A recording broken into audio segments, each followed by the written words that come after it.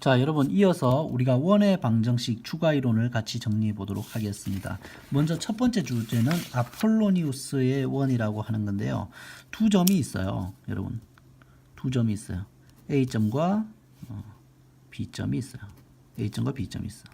근데 얘네들과 일정한 얘네들을 뭐 예를 들어서 3대 2로 내분하는 점과 외분하는 점 뭘 물어봤냐면 자, 두 점 AB에 대해서 AP와 BP의 B가 M 대 N인 점 P의 자치를 물었어요. 그래서 만약에 우리가 AP와 BP의 B를 예를 들어서 뭐 3대 뭐 2라고 하자. 그러면 먼저 이렇게 섞어보면 선물가면 여기가 3대 2인 점이 있겠죠.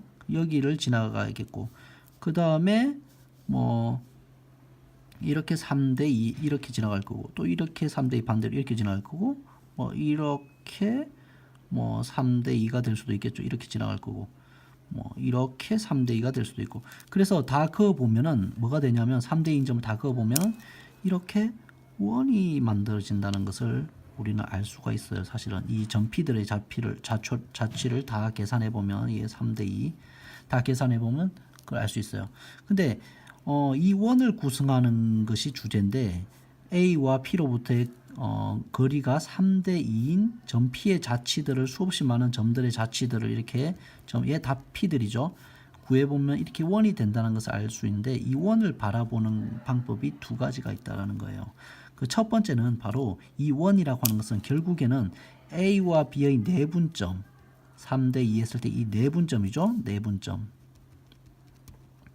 그 다음 3대 2 외분점 하면 3대 2 길이가 3대 2 되는 외분점. 여기를 외분점이라고. 자, 이 내분점과 외분점을 지름의 양끝점으로 하고 여기 하면 중심이 되겠죠. 중심호. 지름의 양끝점으로 하는 원이 바로 점 P의 자치라는 거죠. 자, 정리하면 그래서 우리가 선분 AB에 대해서 AP와 BP가 3대 2인 점 P의 자치라고 하는 것은 점 P의 자치. 얘가 원의 방정식이 되는 거죠. 근데 그 원의 방정식이 뭐라는 거예요? 선분 AB를 M 대 N으로 내분하는 점과 외분하는 점을 지름의 양끝점으로 하는 우리가 원 구하는 거 해봤죠? 중심 잡고 거리 잡고 계산하면 되잖아요. 그래서 지름의 양끝점으로 하는 원이라는 거예요. 자, 이해되죠? 그래서 그 개념으로 우리가 문제를 풀어볼게요. 문제 6번을 풀어보면 자, 문제 6번 문제 성분 AB가 있고 점 AB가 있고 거리가 3대 2인 점 P에 대해서 PAB를 꼭 지점으로 하는 삼각형 PAB의 넓이의 최대값을 구해보자 라고 하는데 그러면 우리가 AB가 성분 AB를 구성했어. 잘 봐요. A점과 B점이 있죠. 자, 먼저 내분점을 계산할게요. 이 파란색 원을 구하고 싶은 게 우리가 일단 1차적인 목표예요. 그랬을 때 내분점 3대2 내분점 우리가 내분점 공식에 의해서 해보면 1,0이 나와요. 자, 그 다음에 외분점 이 오른쪽 끝점이죠. 외분점을 계산하면 이 공식에 의해서 13,0이 나와요. 그러면 우리가 알고 싶은 이 원은 마이너스 1,0과 13,0을 지름의 양끝점으로 하는 원이라는 거죠. 그럼 중심은 얘네들을 평균 낸 게 중심이니까 7,0. 그 다음 반지름은 우리가 피타고라스 정리해서 해도 되고 여기는 y좌표가 다 0이니까 그냥 바로 빼기 하면 되겠죠. 반지름 6인 원임을 확인할 수가 있어요. 그래서 얘가 이 중심이 얼마이고 중심이 7,0이고 반지름이 얼마인 6인 원이라는 사실이죠. 근데 우리가 구하고 싶은 것은 다 끝났죠. PAB의 넓이의 최대값을 구하래요. PAB는 이 빗금친 이 빨간색 영역의 삼각형이 되겠죠. 밑변은 결정되어 있죠. 성분의 AB가 결정되어 있으니까. 얼마예요? 밑변은 5라는 것을 알 수 있고 그러면 P는 이 파란색 원 위의 자치점이니까 높이가 최대가 되면 원의 넓이가 최대가 되겠죠. 그럼 높이가 언제일 때 최대가 되겠어요? 바로 이 원의 반지름만큼 올라가 있을 때가 되겠죠. 정점에 있을 때. 그래서 최대값을 구하면 삼각형의 넓이 공식에서 2분의 1 곱하기 성분의 AB 곱하기 반지름 해서 이렇게 해서 15가 나오는 것을 계산할 수가 있는 겁니다. 자, 그 다음에 우리가 이런 m 대 n인 전피의 자치를 구하는 이 원의 방정식을 구성하는 것은 결국에는 우리가 이렇게 생각할 수도 있죠. 자, 여기가 x좌표가 있으면 여기 점이 예를 들어서 a점이고 여기가 b점이 있어요. 그러면 우리가 여기 있는 수많은 점들 중에서 대표적으로 이 점 P가 있잖아요. 이 점 P가 P가 있다고 하면 이 길이와 이 길이의 비가 m 대 n이란 말이에요. 그러면 이 좌표를 뭐 예를 들어서 a, b라고 하고 이 좌표를 c, d라고 했을 때 전피의 좌표는 x, y라고 하면은 선분 AP 대 BP는 m 대 n이니까 각각을 제곱해도 되겠죠. 왜 제곱할 거냐면 우리가 피타고라스 정리에 의해서 선분의 공식을 세워야 되니까. 그러면 이걸 정리하면은 우리가 비례식에 의해서 어떻게 쓸 내항과 외항을 계산하면 뭐 m제곱 곱하기 bp의 제곱은 n제곱 곱하기 ap의 제곱 이렇게 되겠죠. 이제 보이죠? 이렇게 되겠죠. 그러면 우리가 bp 제곱은 bp라고 하는 것은 요거잖아요. 요게 bp잖아요. 그러면 피타고라스 정리를 이렇게 쓸 수 있겠죠. 그러면 x 좌표들의 차이 x 빼기 c의 제곱 플러스 y 좌표들의 차이 y 빼기 d의 제곱해서 이 식을 구성할 수 있고, 여기도 마찬가지로 우리가 얘가 바로 AP잖아요. 또 여기 직각삼각형 그려서 가로와 세로의 제곱을 더하면 되겠죠.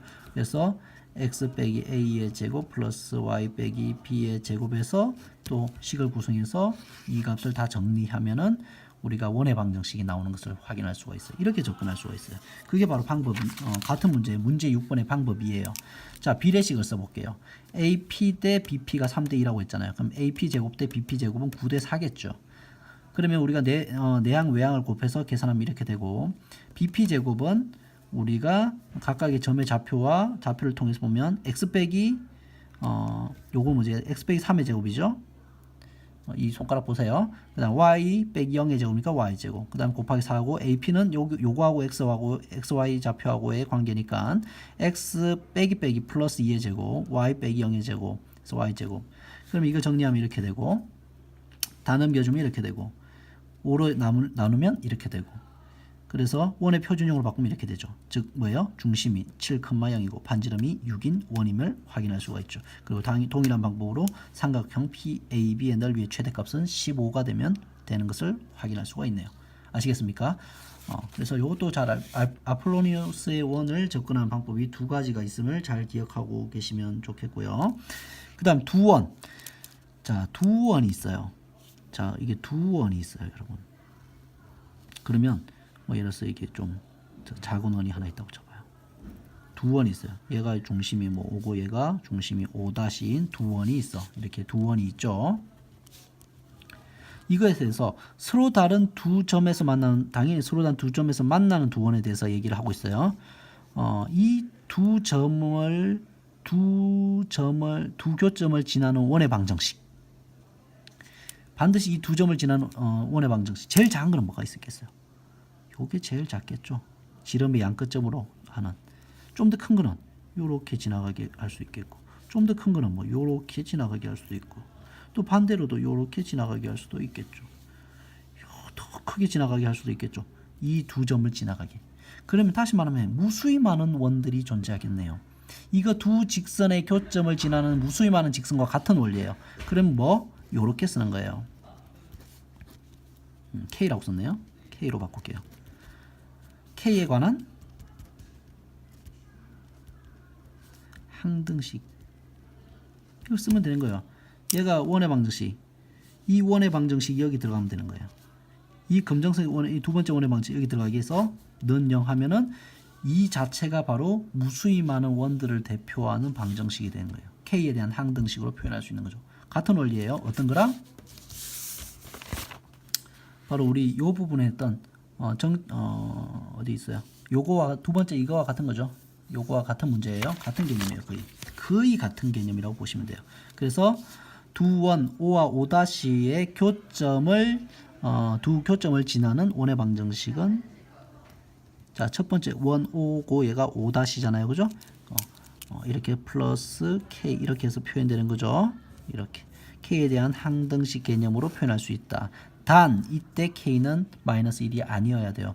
만약에 k가 마이너스 1이 되면 어떻게 돼요? x제곱, x제곱, y제곱, y제곱이 다 없어지고 x, y에 관한 1차식으로 바뀌어요. 자, x가 마이너스 1일 경우에 그럼 그때는 뭐가 된 거예요? 아, 우리가 원 말고도 있죠. 이 교점을 지나는 거. 이 직선이 되는 거예요. 언제? k가 마이너스 1일 때는 2차항이 없어지고 1이 되는 거예요. 그래서 두 가지를 다 생각해야 돼요. 우리가 원의 두 교점을 지나는 도형은 원도 있고 직선도 있어요. 원은 k가 마이너스 1이 아닐 때, 즉 x제곱과 y제곱이 살아있게 할 때, 그 다음에 직선은 k가 마이너스 1일 때 x제곱과 y제곱이 없어지게, 즉 두 원의 방정식을 그냥 단순히 뭐하면 빼기만 하면 교점의 직선의 방정식이 되는 거예요. 기억하고 계세요. 그래서 두 가지를 다 정리하고 계셔야 되는 거예요. 자, 그래서 자, 문제 7번이 관련된 문제가 되겠어요. 자, 두 원이 이렇게 제공되어 있어. 두 원이 이렇게 제공되어 있고 두 원의 교점과 원점을 지나는, 교점을 지나는 데서 무수히 많은 원이 존재하죠. 원점을 지나는 데서 구체적인 하나의 원으로 특정할 수 있겠다는 거죠. 원점을 지나는 원의 방정식을 구하고 두 원의 교점을 지나는 직선의 방정식도 구해보자. 먼저 도형의 방정식은 이렇게 k에 대한 항등식으로 구성할 수가 있겠지. 그 다음에 k가 마이너스 1이 아닌 경우, 즉 원의 방정식을 생각해 보면, 자, 이 원의 방정식 어디를 지난다고? 0,0을 지난대. 그럼 x자리 0, y자리 0 넣으면 착착착 다 없어지고 요거만 남고 k는 마이너스 4분의 5. 대입하면, 정리하면 이렇게 원의 방정식이 나오는 것을 확인할 수가 있다. 그 다음에 k가 마이너스 1일 때 단순히 이 두 개의 원의 방정식을 빼기만 한다면, 그냥 단순히 뺀 거죠. 직선의 방정식을 구성한다는 것은.